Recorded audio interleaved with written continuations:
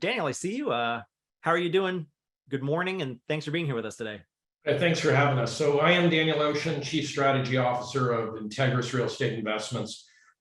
Just a point of clarification, Integris is not a replacement for Shopoff. Shopoff Realty Investments, a company started by Bill Shopoff 30 years ago, is our parent company. Integris is one of the brands of our company, and it is focused on our family office and direct high net worth investor business. So this is all part of that same 30-year-old company, and we'll touch on the track record in a minute. The product I'm going to be talking about today is the DLV Opportunity Zone, which is the Dream Las Vegas hotel and casino development project on Las Vegas Strip in Las Vegas. I think it is, from my perspective, the most exciting Opportunity Zone project I have seen, and I think it might be the largest single Opportunity Zone investment fundraise that I'm aware of. We're raising nearly $200 million for a $500 million project. And that's just about to come to a conclusion now. A lot of very exciting things happening. I'm going to skip through all the disclaimers. There's a lot of slides in here, and I'm not going to go through them all. I will stop on this just to say the company that we're talking about today, Integris, which is a part of the Shopoff group of companies, has been around for 30 years doing business, the same business for 3 decades. We have full cycled on more than 1,000 assets during that time, which means we bought, created value, and sold more than 1,000 assets. And we've had very exceptional results during that time.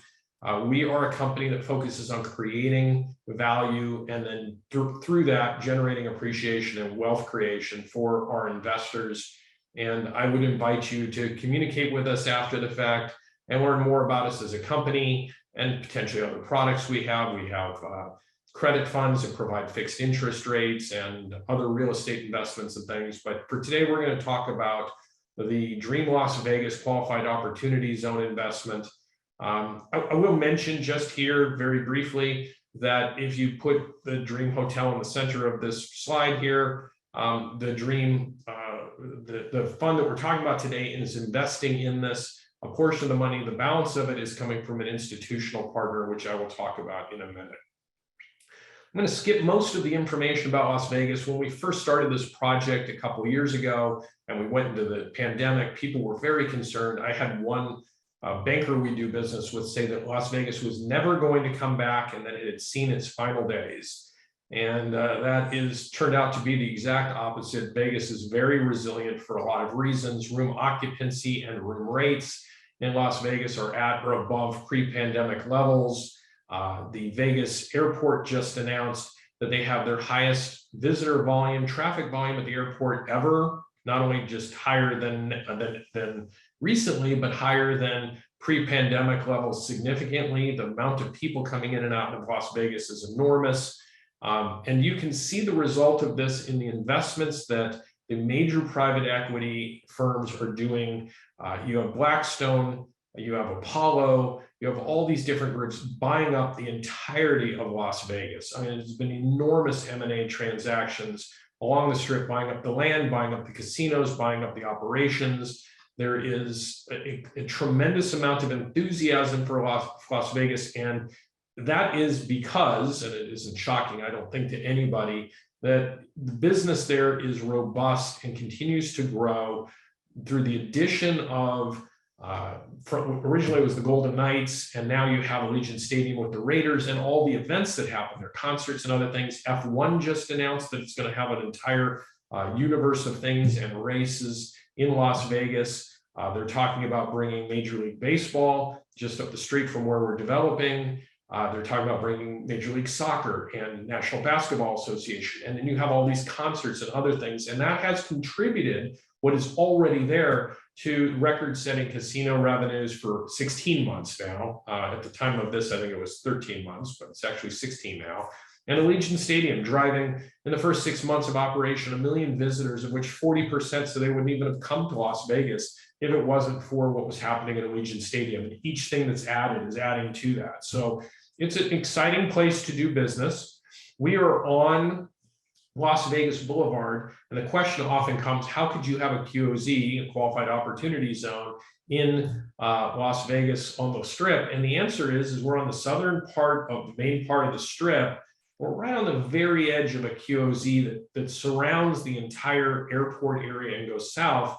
And the reason we're in it is the land we're building on is actually vacant. And so is a lot of the land, or was a lot of the land around us. And so that all fell into a QOZ, which is great for you, great for us, but it's kind of an anomaly. There isn't a lot of that. I'm not going to touch much on QOZ benefits. My assumption is if you're listening to this, you know what a QOZ is, but just super quick, because this is relevant to what we're doing. There's a couple things you need to know. Obviously, you can invest any kind of capital gains, short or long term, in a QOZ, and you can do that going back 6 months from when you booked your gain. But something critical here is that the depreciation, which in our case, depreciation is expected to fully cover cash flow, and our cash flow is expected to be very significant. That depreciation is not recapturable. So it's, in essence, your cash flow is it won't be taxed. Your refinancings won't be taxed. Your capital gains in the long run won't be taxed.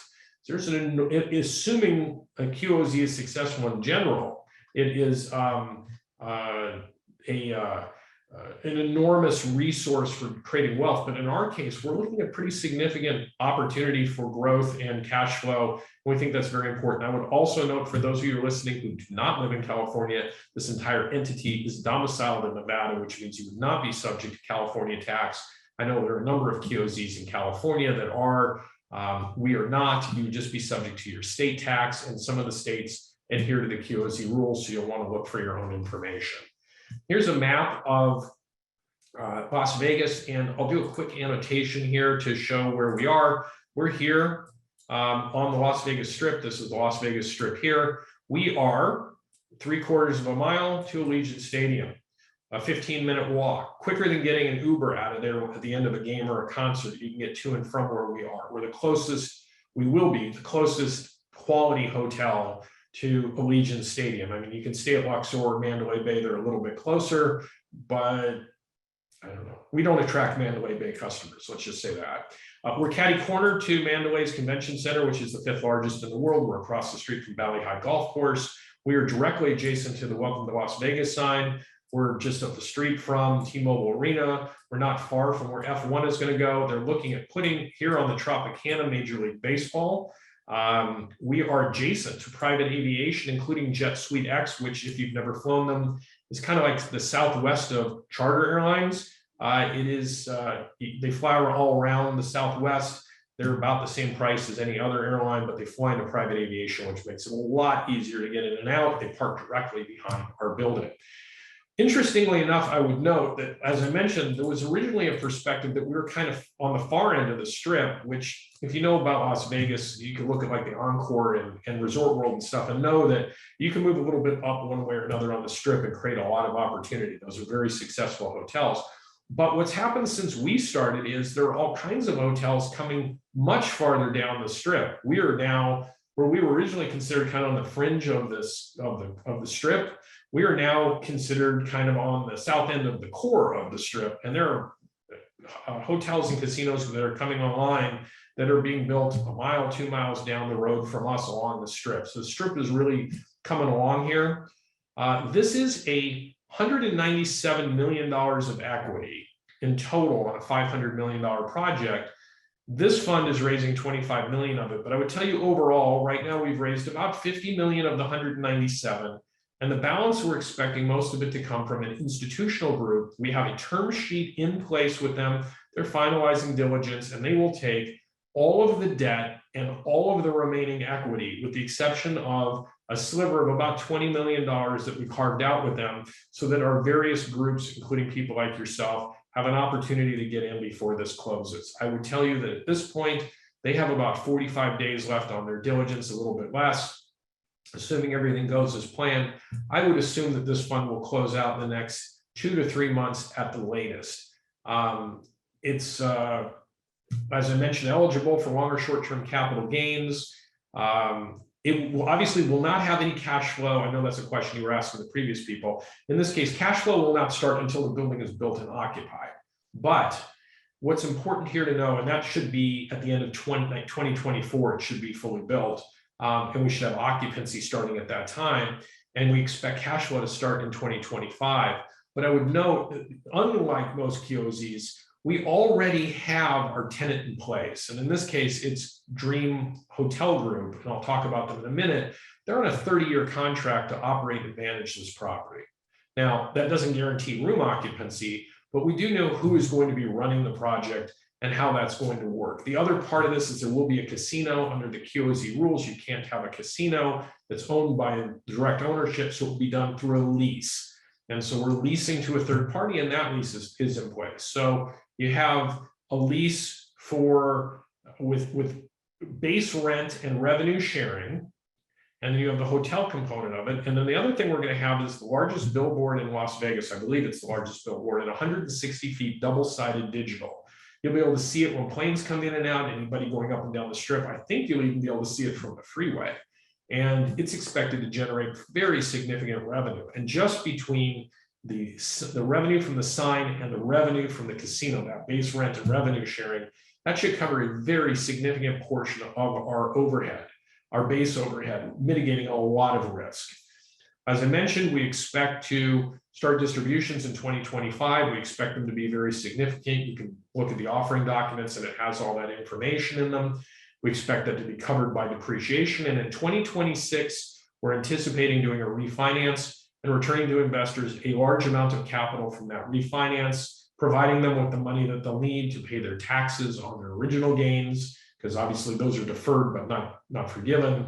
And we're hoping by around that time, 2026, 2027, investors will have the majority of their money back. It's hard to say how much, because obviously that's a ways down the road and it depends on the lending environment and our income and other things. But we think there'll be a very significant portion of capital return between cash flow and refinancing proceeds by 2026, going into 2027. There'll be cash flow after that, and we'll sell, in theory, 10 years after the project. So, you have to hold 10 years for a QOZ. Here's a timeline, gives you a little bit of information. We've already got our entitlements approved, our FAA approval, our ground leases executed. Our groundbreaking actually occurred on July 7th. So we have broken ground officially. The governor, the mayor, all those people were there. You can look online. There's a lot of news about that and video and stuff of it. It was very exciting. And we're working, as I mentioned, to finalize the financing. We expect to start construction very shortly. The groundbreaking starts with obviously grading and other dirt-related things and bringing in all the components to start the development. But we're in that process now. We expect to finish construction by late 2024 and have an opening in Q4 of 24. Let me see where we are time-wise. I think I'm going to run out of time here pretty quick. So why would you do this program? It's not like any other QOZ I'm aware of. I don't know of any investment opportunities on the strip at all, but no QOZs that I've heard of other than ours. You have Dream Hotel Group, which is, if you don't know them, I would take a look at them. They are a worldwide group. They have a heavy focus on entertainment, lifestyle, food and beverage. They have a number of hotels under the Dream brand in Miami, New York, Nashville, Hollywood, Qatar, all over the world. They also have other brands, a variety of things that they do and other brand names under their umbrella. And they have a knack for entering very tough markets and bringing in extraordinary revenue streams from their entertainment, food and beverage. And that's what they're really great at. We're super excited to have them be a part of this. This will be their flagship. We are in partnership with Contour, which is a longtime Las Vegas company. We are working with McCarthy doing the construction. McCarthy built Allegiant Stadium and Circa on time and on budget. They're phenomenal companies. We have Bill Smith working for us. He is a legend in this industry. He built City Center right up the street in Las Vegas, the largest privately funded project in American history, $9 billion, 18 million square foot. This is the Aria crystals, all those things that were built for Kirk Kerkorian. He knows just about everything you would need to know about doing business in Las Vegas and building hotels. And he's an extraordinary resource, and he works for us directly. And we have a maximum price contract in place with McCarthy, so we know what our costs are going to be and our budget's going to be, and we're in this incredible location. We have a founders club. For those of you who are interested, when you come, you'll be treated like an owner, which again, I think is a big difference from most other projects of any kind. is, you know, you can own an apartment building and you can go see it, but here you can go enjoy it. They'll pick you up if you're investing $250 or more. They'll pick you up at the airport. You get front of the line access. You get special privileges, potential room upgrades, credits, bonuses, private labeled alcohol, invited to parties. And the more you invest, the more opportunities there are and more things. It's not an economic benefit per se, but I think it's very exciting to be able to go and really enjoy an investment like that. Here's some general metrics about the project. I think I would tell you to dig into the PPM for this, but as I mentioned, it's a $563 million project, and our maximum price contract is already in place with the developer, and everybody else, the architects and everybody, falls under them. So pretty much everything's in place to make this project work. I would invite you to do some research on Dream Las Vegas and the project itself and the Dream Hotel Group. This project itself is going to be 530, I think 32 keys now. It might be 531. There's a question what we're going to do with one of the units, but call it 530 key hotel, which makes it small for Vegas, big everywhere else, but small for Vegas. It'll have a casino, it'll have all the bells and whistles you'd expect, but on a compressed scale, so that there's a lot of high octane energy, food and beverage being driven from this project. And here's some architectural renderings. You can see the billboard sign in the forefront here. You can see the Welcome to Las Vegas sign will be right in every picture taken up the strip that somebody takes and posts on Instagram. Here's a view of the entry area. Here's a view facing towards Allegiant Stadium. You can see how close it is, and there's also the pool deck there. Here's some other just general renderings of what the hotel will look like. This is one of the suites on the top floor. We're doing some very high stylized design. That's kind of a hallmark of the Dream Hotel Group. If you go to any other hotels, very, very stylized, very hip. This tends to be a very wealthy, younger crowd willing to spend a lot of money on entertainment. Another view of the pool here, conference areas and what have you. So I'm going to skip most of the stuff about Dream because we're going to run out of time, and all this is in the presentation. You can breeze through yourself, but I will show you this map, which shows you where they are globally right now. There's a couple new things coming online. They do unscripted. They have the Chatwell brand and others as well. So they have hotels all over the place that they own and operate. And I think that pretty much covers it. So I would just tell you that we've broken ground. Everything's moving forward at a pretty high pace. We're ending the final run of our fundraising here. And I think this is an opportunity unlike any other, not just because I think we have a great project, but combining that with KOZ benefits, particularly in our environment where we have extraordinary depreciation to cover all the cash flow. I just think it's something that's hard to beat. So I'm happy to take questions. And if somebody could tell me how much time we have left, that would be helpful too. Yeah, well, I'll help you with that. We've got a few minutes left before our next presenter is scheduled to go on at 12:40 p.m. Eastern time. So let's get to as many questions as we can here in the next 3 or 4 minutes. John asks, how does the hotel building design address the sound produced by airplanes taking off and landing, it being in such close proximity to McCarran there? That's a great question. We get that all the time. Two things. One, it's a new hotel. It's properly soundproofed, and if you've been in any hotels on the Las Vegas Strip, the air traffic actually comes up and down the Strip. There's oftentimes more noise farther up the Strip than where we are. There's a east-west and north-south flight paths, and we're not actually directly in either. So we get, I would call, very modest noise. We did our groundbreaking and it really didn't affect the groundbreaking, which was just out in the open. Like, I mean, we didn't have we weren't inside of anything. So the noise is more moderate than you would think, but there is noise. There's heavy street noise from Las Vegas Boulevard. There's noise from the freeway, which affects everybody on the Strip. And there's the airplanes constantly coming and going. So the hotel itself is soundproofed in a big way. But even outside of it, it's been designed, like the pool deck has a big wall behind it, which is actually the parking lot that blocks out a lot of that noise. And if you've been to a Vegas pool, you know it's also got constant music blaring and it's a party all the time. And It just isn't expected between Dream and McCarthy and all the people we talked to, between the soundproofing and the design. It should have there should be minimal noise pollution, and within the facility, in the building itself, almost nothing. Good. Stephen asks, where does the institutional investor sit on the capital stack? Are they providing both debt and equity? They are. So in this case, this institutional investor is providing debt and the equity. As of now, the negotiation is it will be in the form of convertible equity. So they will take a large slug of the debt, and that debt will convert to equity upon the completion of the project, or a portion of the debt will convert to equity, and the balance will be debt. Our original plan was to have separate institutional equity and separate debt, and we negotiated a lot of those, but this gives us the best economics and the most flexibility coming out of the construction loan. And this arrangement we have is very accretive to the overall project. I would also note, and this is really important, that the institutional partner on the equity side is pari passu to these investors. So if they have 70% of the equity and investors have 30%, whatever's being shared is being shared 70-30. They don't have a priority distribution on their equity component once it converts. Other questions?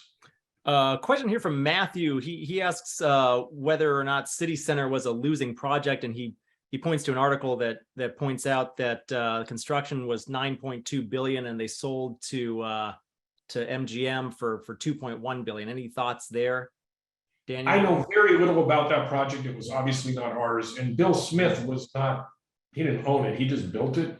It was built as it was supposed to be built. But I think I think you're talking about Cosmopolitan or Aria or whatever it was, some component of it being sold out of it for another price. But I honestly really don't know. It may have been a losing project. Kirk Kerkorian, his grand ideas, whether or not those worked, I honestly do not know. There have been a lot of losing projects in Las Vegas. The key to making money in Las Vegas is a couple of things. It's proper underwriting to start. And it's an adherence to that underwriting, so you don't have budget overrides to get yourself to where you are. And then having a plan of action that isn't dependent on creating something that didn't exist before. Sometimes that works and sometimes it doesn't. But the ones that have failed have generally not been able to get their financing to get going, or they were just overly aggressive. And I would also note that a large portion of those tend to be mid-strip, where you're building something like Kerkorian was on the most expensive land. There's a land trade. Our land is worth 70 million. We bought it for 20. It's currently worth 70. And there was a land trade for roughly the same amount of land up the street for like in the mid 200 millions. So when you're paying much more money for everything, it becomes much more complicated. I will touch on a couple things I saw here just to be clear. If you contact us through this process, Ben Matheson, who's the head of our Integris group, will be very happy to walk you through. We have recordings. He can walk you through all the details. It's very easy to get that information. So we're happy to help you with that if you need it. And as noted on the notes here, there is a recording. Other questions? Well, we've run out of time, unfortunately, but I will make sure that we get Ben Matheson's contact information shared via the chat. Daniel, I'm going to cut you loose here, but please, if you have any additional questions, if we didn't get to your question, if you want to learn more about Integris Real Estate or specifically about their Dream Las Vegas Qualified Opportunity Fund, please reach out to Ben. I'm going to post his contact information in the chat in just another moment here. Daniel, really appreciate you being here with us today. Thanks so much for sharing this offering with us. Thank you. Take care. Thank you.